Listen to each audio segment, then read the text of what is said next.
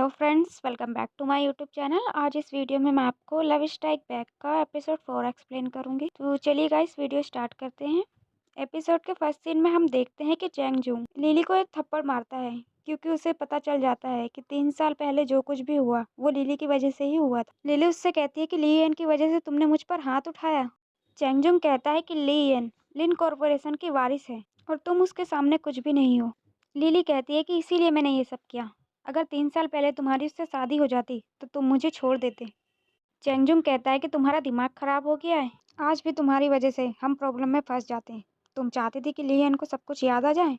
Lily कहती है कि ली एन बिल्कुल ठीक है, वो सिर्फ नाटक कर रही है, उसकी याददाश्त नहीं गई है। चेंगजुंग कहता है कि मुझे फर्क नहीं पड़ता कि उसकी याददाश्त गई है या नहीं, बस तुम आगे से मेरे लिए कोई भी प्रॉब्लम खड़ी मत करना, समझ गई तुम। ये कहकर चेंगजुंग वहाँ से चला जाता है। दूसरी तरफ हम देखते हैं कि जियाओमो को उसका सेक्रेटरी बताता है कि आज उसके बहुत सारे इंपॉर्टेंट मीटिंग्स हैं और शाम को वीआईपी गेस्ट के साथ डिनर भी है। जियाओमो उससे कहता है कि सब कुछ कैंसिल कर दो, आज मुझे कुछ काम है। फिर जियाओमो अपने बाइक की चाबी मांगता है और वहाँ से चला जाता है। फिर हम देखते हैं कि जियाओमो लिनियन को मिलने के लिए बुलाता है। लिनियन वहाँ आती है और उससे पूछती है कि तुमने मुझे यहाँ क्यों बुलाया। जियाओमो लिनियन से कहता है कि मैंने देखा चैंगजुंग ने तुम्हारी आंखों के सामने तुम्हारा पूरा लिन कॉरपोरेशन अपने हाथ में ले लिया है, तो अब तुमने क्या सोचा है। लिनियन कहती है कि इससे तुम्हें कोई लेना देना नहीं है, तुम्हारे कंसर्न की ज़रूरत नहीं। जियाओमो कहता है कि मुझे तुम्हारे साथ एक डील करनी है। लिनियन पूछती है कैसी डील। जियाओमो कहता है कि मैं लिन कॉरपोरेशन को तुम्हें वापस दिलाने में हेल्प करूँगा, पर मेरी एक शर्त है के बाद तुम्हारे आधे शेयर्स मेरे होंगे। लिनियन शॉक्ड होकर बोलती है कि आधे शेयर्स, तुमने सोचा भी कैसे ऐसी शर्त रखने के बारे में। जियाओमो कहता है कि क्योंकि इस दुनिया में सिर्फ मैं ही तुम्हारी मदद कर सकता हूँ और मेरे साथ ही तुम सेफ रहोगी। लिनियन कहती है कि मैं तुम्हारा भरोसा क्यों करूँ, इतने सालों तक तुम कहाँ थे और अब तुम अचानक से वापस आ गए हो, तुम्हारा क्या इरादा है। जियाओमो कहता है कि क्या तुम डर रही हो, अगर तुम जानना चाहती हो तो मैं तुम्हें बता सकता हूँ। लिनियन कहती है कि मुझे कोई इंटरेस्ट नहीं है, मेरी हेल्प करने के बदले मैं तुम्हें पैसे दे सकती हूँ, पर तुम्हें कंपनी के शेयर्स क्यों चाहिए। जियाओ में कहता है कि इन सब बातों की फिक्र करने की तुम्हें कोई ज़रूरत नहीं है। लिनियन कहती है कि क्या तुम मुझसे बदला लेने आए हो, क्योंकि मैंने तुम्हें फायर किया था। जियाओमो कहता है कि अगर आपके पिताजी जिंदा होते तो वो आपको कभी भी ऐसे नहीं देखना पसंद करते। लिनियन कहती है कि मेरे पापा को बीच में मत लाओ, तुम ज़्यादा समय के लिए उनके असिस्टेंट नहीं थे और मुझे तुम्हारे हेल्प की ज़रूरत नहीं है, मैं अपने आप सब कुछ हैंडल कर सकती हूँ। ये कहकर लिनियन वहाँ से चली जाती है। फिर नेक्स्ट सीन में हम देखते हैं कि लिनियन कंपनी जाने के लिए रेडी हो रही होती है और मन ही मन कहती है दोबारा से चेयर वुमन बनने के लिए ये मेरा पहला कदम है। तभी वहाँ चैंगजुंग बुके लेकर लिनियन को सरप्राइज करने आता है। लिनियन खुश हो जाती है। फिर चैंगजुंग मुझसे कहता है कि आज तुम बहुत सुंदर लग रही हो, आज तुम थोड़ा डिफरेंट लग रही हो, हमेशा से थोड़ा अलग। लिनियन कहती है क्योंकि मैं इतने सालों से कोमा में थी, इसलिए आज मैं कंपनी जाना चाहती हूँ। चैंगजुंग कहता है कि पर अभी तुम पूरी तरह से ठीक नहीं हुई हो, तुम अपने आप को तकलीफ मत दो, कंपनी मैं संभाल लूँगा। लिनियन कहती है कि नहीं, मैं तुम्हारे साथ काम करना चाहती हूँ, तुम्हारे साथ ऑफिस जाना चाहती हूँ और तुम्हारे साथ ही वापस आना चाहती हूँ। चैंगजुंग कहता है अगर ऐसी बात है तो अब से मैं अपना काम जल्दी ख़त्म करूँगा और जल्दी से तुमसे मिलने आया करूँगा। फिर चैंगजुंग कहता है कि मुझे ऐसा लगता है कि तुम अपना ध्यान ठीक से नहीं रख रही हो, इसलिए मैं किसी को लाया हूँ जो तुम्हारा ध्यान रखेगा। फिर वो आवाज़ लगाता है और एक आंटी को बुलाता है। आंटी कहती है हेलो मिस लिन, मैं वही नर्स हूँ जो इतने सालों से तुम्हारा हॉस्पिटल में ध्यान रखा करती थी। तभी लेनियन याद करती है कि वो नर्स हॉस्पिटल में उसका कैसे ध्यान रखा करती थी। वो नर्स बहुत ही ज़्यादा केयरलेस होती है और लेनियन से बहुत ही ज़्यादा बदतमीजी से बात किया करती थी। नर्स उससे कहती है कि तुम्हारा फेस बहुत ही सुंदर है, चलो मैं इसमें थोड़ा कलर कर देती हूँ। फिर नर्स उसे एक के बाद एक थप्पड़ मारने लगती है और हंसने लगती है। फिर चैंगजुंग कहता है कि ये लिली की आंटी हैं और ये बहुत ही ईमानदार है। आंटी लेनियन से कहती है कि अगर तुम्हें किसी भी चीज़ की ज़रूरत हो तो तुम मुझसे कहना। लेनियन कहती है कि ठीक है। फिर चैंगजुंग कहता है कि 9 बज चुके हैं, मेरी एक ज़रूरी मीटिंग है इसलिए मुझे जाना पड़ेगा, तुम अपना ख्याल रखना। ये कहकर चैंगजुंग वहाँ से चला जाता है। फिर नेक्स्ट सीन में हम देखते हैं कि आंटी लिनियन से कहती है कि क्या मैं आपके लेग की मसाज कर दूँ। लिनियन कहती है कि आप मेरे पास आइए, मुझे आपको लिन फैमिली के कुछ रूल्स समझाने हैं। आंटी उसके पास जाती है। लिनियन कहती है थोड़ा और पास। फिर लिनियन उसे एक के बाद एक थप्पड़ मारना शुरू कर देती है। आंटी कहती है तुमने मुझे थप्पड़ क्यों मारा, तुम पागल हो गई हो क्या।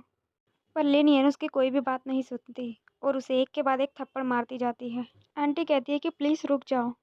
फिर लिनियन उससे कहती है कि हमारी लिन फैमिली में अगर तुम हमारी सर्वेंट हो तो तुम्हारा रंग बहुत ज़्यादा गोरा नहीं होना चाहिए, इसलिए मैं बस थोड़ा सा कलर ऐड कर रही थी।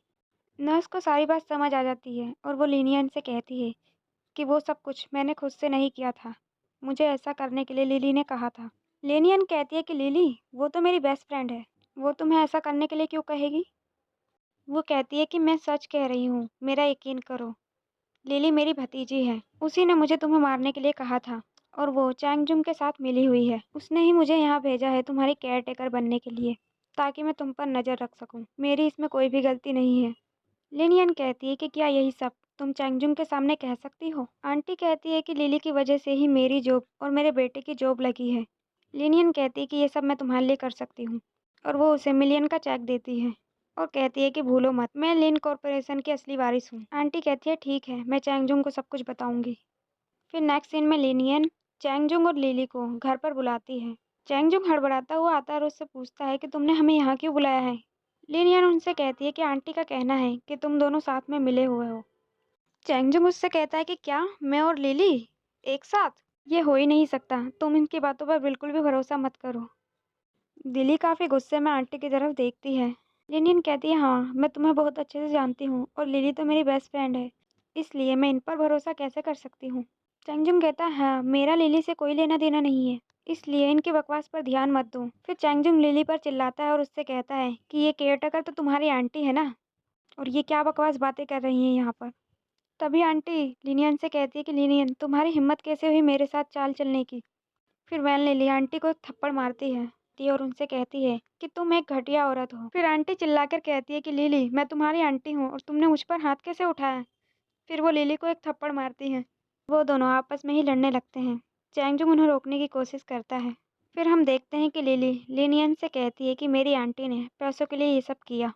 ये सब जो कुछ भी हुआ है ये मेरी वजह से हुआ है। मैंने ही तुम्हारे लिए गलत इंसान को चुना। अगर तुम मुझे ब्लेम करना चाहती हो तो कर सकती हो। लिनियन कहती है कि मैं तुम्हें ब्लेम नहीं कर सकती, इससे हमारा रिश्ता खराब होगा। लिली कहती है तुम कितनी अच्छी हो। लिनियन कहती है कि मैं जानती हूँ कि जब मैं कोमा में थी तो तुम दोनों साथ में ही काम किया करते थे, इसलिए शायद लोग तुम्हारे बारे में बातें बनाने लगे हैं।